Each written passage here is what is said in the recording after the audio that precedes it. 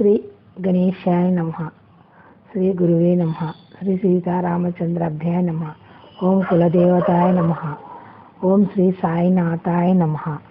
శ్రీ సిరి సాయిబాబా జీవిత చరిత్రము 1వ అధ్యాయము. మానవ మేధస్సుకు అందని ఈ విశాల విశ్వంలో భూమి ఒక చిన్న గ్రహం. అనేక జీవ నదులు, పర్వతాలు, అరణ్యాలు, మహాసముద్రాలతో కూడిన ఈ భూగ్రహంపై అనేక క్రిమి కీటకాదులు, పశుపక్షులు, ఇతర జీవ జంతువులతో నిండిన 84 లక్షల జీవరాశుల్లో మానవుడిది శ్రేష్టమైన జన్మాని, ఉత్తమమైన జీవితం గడిపే అవకాశాలు గల జన్మాని అనేక మంది మహాత్ములు పరిశీలించి నిర్ణయించారు.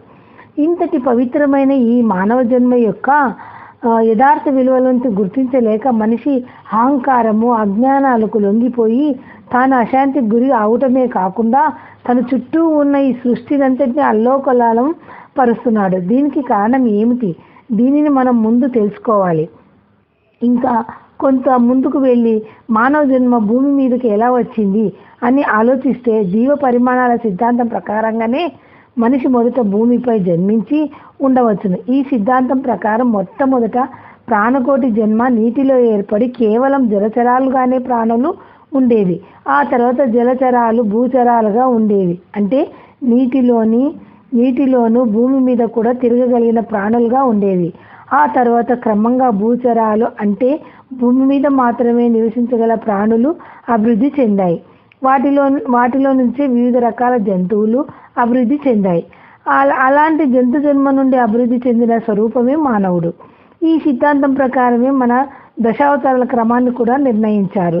మత్స్యావతారం అంటే చేప రూపంలో భగవత అవతారం. చేప కేవలం నీటిలో మాత్రమే ఉండే ప్రాణి. ఆ తర్వాత కూర్మ అవతారం అంటే తాబేలు రూపంలో దైవం అవతరించిన రూపం.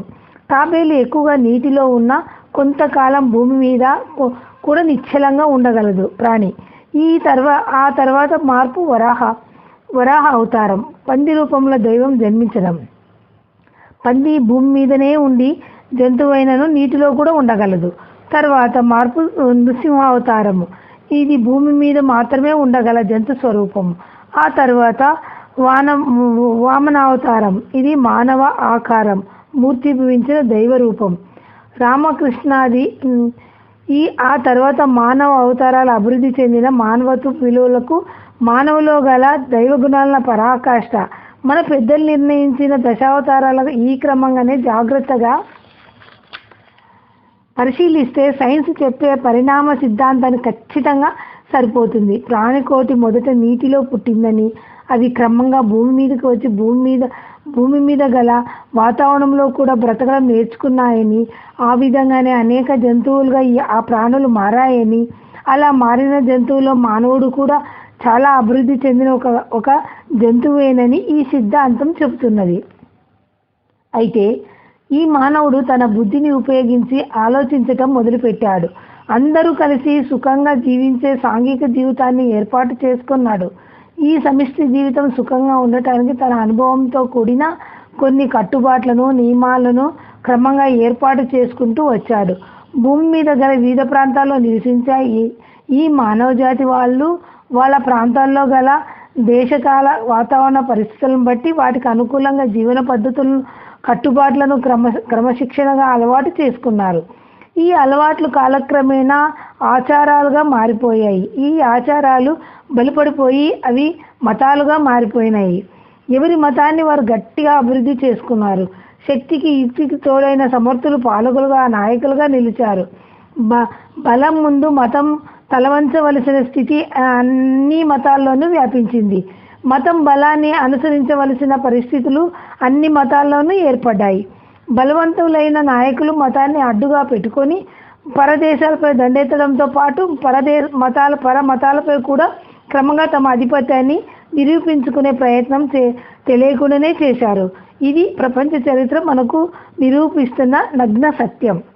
ఇదే పద్ధతిలో పుణ్యభూమి, కర్మభూమి అయిన మన భారతదేశంలోకి అనేక మతాలు ప్రవేశించాయి. ఎవరి మతాన్ని వారు వారి పరిపాలనా కాలంలో అభివృద్ధి చేసుకున్నారు. ఇలా అభివృద్ధి చెందినవే ఈనాడు మన దేశంలో గల మహమ్మదీయులు, క్రైస్తవ మతాలు. మతం అనేది క్రమశిక్షణ కోసం ఏర్పాటు చేసుకున్న కొన్ని నియమాలు ఆచారాలు మాత్రమే కానీ వేరేమీ కాదు.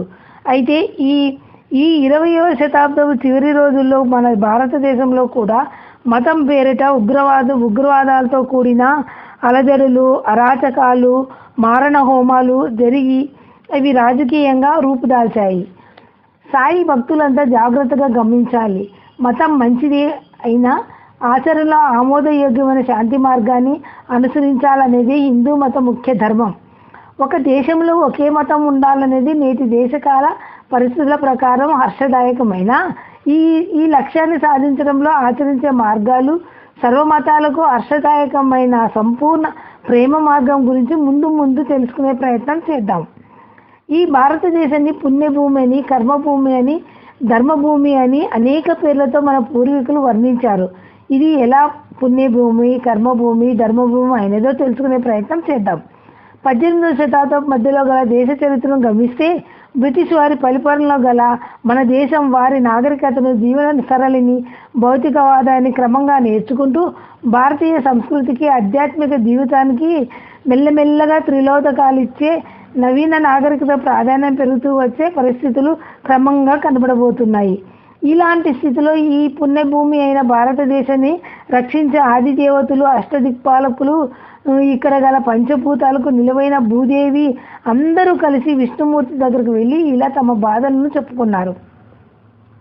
ఇంతకాలం పుణ్యప్రదేశమైన భారతదేశంలో మేము హాయిగా, ఆనందముగా, దేవతతో కూడి సంతోషంగా ఈ భూభాగంలో మాకు మీరు అప్పగించిన కార్యక్రమాలు నిర్వహిస్తూ ఉండేవాళ్ళము. కానీ ఇప్పుడు ఈ కొత్త వాతావరణంలో ఇక్కడి ప్రజల్లో క్రమంగా ధర్మం కన్నా సౌఖ్యము ముఖ్యమని, న్యాయం కన్నా ధనం ముఖ్యమని, ప్రేమ కన్నా బలం గొప్పదని, త్యాగము కన్నా శారీరక సుఖము ముఖ్యమని, ఆధ్యాత్మికత కన్నా భౌతికము గొప్పదనే ఆలోచనలు పెరిగిపోతున్నాయి.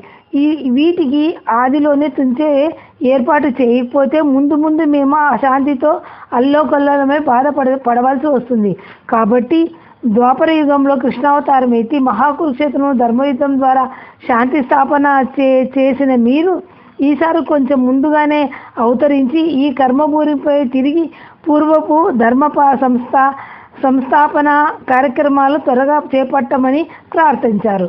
వారి మాటలకు విన్న విష్ణుమూర్తి వారిని కొంతసేపు కూర్చోమని, విశ్రాంతి తీసుకోమని చెప్పి అల్పాహార విందు ఇచ్చిన తర్వాత వారికి ఇలా చెప్పాడు. మీరందరూ ఇంతకాలం భారతదేశంలో అత్యంత సుఖశాంతులను ధర్మబద్ధంగా అనుసరింపజేశారు. నేను కృష్ణావతారం ముగించగానే కలిపురుషులు భూమి మీదకు ప్రవేశించాడు. అతడి దృష్టి కూడా కారణయుక్తమైనదే. అఖండ మండలాలకు మూలకారమైన ఆదిశక్తి సృష్టించిన ఈ కలిపురుషుడిని ఆపడం ధర్మం కాదు. అతను చేయవలసిన కార్యాన్ని అతను చేయక తప్పదు. ప్రస్తుతం మీ స్థానమైన భారతదేశంలో కూడా అతని ప్రభావం వల్లనే ఈ మార్పులు ప్రజానీకంలో వస్తున్నాయి. అయితే ఈ కలిపురుషుడి బారి నుండి ప్రజలను రక్షించే మార్గం లేదా అని తిరిగి వారు విష్ణుమూర్తిని ప్రశ్నించారు. వారి ప్రశ్నలకు సమాధానం ఇస్తూ విష్ణుమూర్తి ఇలా చెప్పడం ప్రారంభించారు. భారతదేశం పుణ్యభూమి అన్న కారణం ఏమిటో మీకు తెలుసు కదా. ఈ భూగోళంపై ఎప్పుడు మంచు కురిసే చలి ప్రదేశాలు చాలా ఉన్నాయి. త్రాగడానికి మంచినీరు కానీ, తినడానికి సరైన తిండి కానీ దొరకని దేశాలు చాలా ఉన్నాయి. అమితమైన ఎండవేడితో అట్టడిగిపోయే ప్రదేశాలు మరికొన్ని ఉన్నాయి. అయితే భారతదేశం లాంటి కొన్ని ప్రాంతాల్లో మాత్రమే చలి, ఎండ, వర్షాకాలాలు ఉన్నాయి. జీవనదులన్నీ సస్యశ్యామలుగా మారి భూమాత పులకరిస్తుంది. అందువల్ల ప్రజలు ఆహారం కొరకు చక్కని ఏర్పాట్లు చేసుకొని ఆనందిస్తున్నారు. ప్రజలంతా స్నానం, నిత్యానుష్ఠానం, దైనందిన కార్యక్రమంలో పాల్గొనుతున్నారు. వాయుదేవుడు ఆరోగ్యవంతమైన ఈ ప్రాంతాల్లో తిరగగలుగుతున్నాడు. భూగోళంలో పుణ్యం చేసుకున్న ప్రాణులు మాత్రమే ఇలాంటి ప్రదేశాల్లో పుట్టి ప్రాకృతికమైన ఈ సహజ సుఖాలను అనుభవిస్తున్నారు. ఇది సూక్ష్మంగా ఈ పుణ్యభూమి చరిత్ర అని చెప్పి ఇంకా ఇలా చెబుతున్నాడు విష్ణుమూర్తి. కలి తన మాయా ప్రభావాన్ని భూలోకంలో గల అనేక ప్రాంతాలపై ఇంతకు ముందే చూపిస్తూ ఈ ప్రాంతానికి ఆలస్యంగా వచ్చాడు. ఇంకా ముందు ముందు తన ప్రభావాన్ని అధికం చేస్తాడు. అప్పుడు ఈ ప్రాంతంలో ప్రజలు కూడా అనేకమైన విచిత్రమైన మార్పులు వస్తాయి. కర్మలకు తగ్గి కాసులకు విలువ పెరిగిపోతుంది. ప్రతి మనిషి ఎదుటివాడిని కష్టించి పనిచేయాలని, ఇలా ఇతరుల కష్టించి పనిచేసిన ఫలితాన్ని మాత్రం తాను అనుభవించాలని కోరుకుంటాడు. అందువల్ల అనేక విధాలైన వర్గ పోరాటాలు చెలరేగుతాయి. మతం పేరుతో, కులం పేరుతో, ప్రాంతాల పేరుతో, ఆఖరికి ఆడ మగ లింగ భేదాలతో కూడా ప్రజలు వర్గాలుగా ఏర్పడి ఒకరిపై ఒకరు రక్తం చిందిస్తూ ఉంటారు. ప్రజలలో నీతి నియమాలు కనిపించవు. అన్ని మతాల వారికి దేవుడిని ప్రార్థిస్తారు, కానీ ఎవరు దేవుడు చెప్పిన విషయాలను ఆచరణలో పెట్టరు.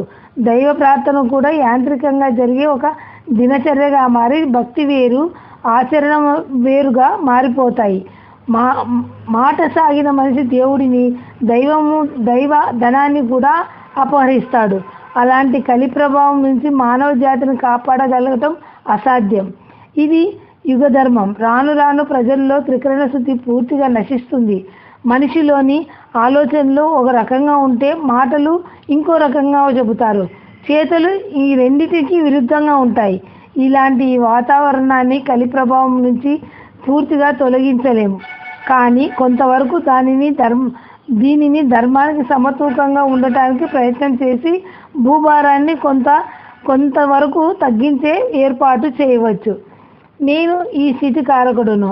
మనిషి సృజనాత్మకతను పంచుకోవడం వల్ల నా పని ఎక్కువైంది. అందువలన మీరు పరమశివుని దగ్గరికి వెళ్ళి ఆయనను ప్రార్థిస్తే ఆయన తన పూర్ణాంశంతో త్వరలో మీ ప్రాంతంలో పుట్టి అజ్ఞాతులైన అక్కడ ప్రజలకు జ్ఞానబోధ చేసే సాధారణ సద్గురు రూపంలో జన్మించి దత్తావతారం దగ్గరకు పంపుతాడు. విష్ణుమూర్తి ఆదేశం మేరకు వారంతా శివుని దగ్గరకు వెళ్ళి తమ బాధలను చెప్పుకోగా శివుడు వారిని అనుగ్రహించి అతి త్వరలోనే తాను అవతరిస్తానని, అయితే ఇది కలికాలం కాబట్టి దైవాన్ని నుంచి కూడా కేవలం భౌతిక కోరికలు కోరే ప్రజలే ఎక్కువ ఉంటారు. కాబట్టి శారీరకంగా ఉన్నప్పుడు ఎక్కువ మహిమలు చూపించకుండా శరీరం వదిలిన తర్వాత మహాత్ముల యొక్క మహాత్మ్యం ప్రజలు గుర్తించుకునేటట్లు ఉంటుందని చెప్పి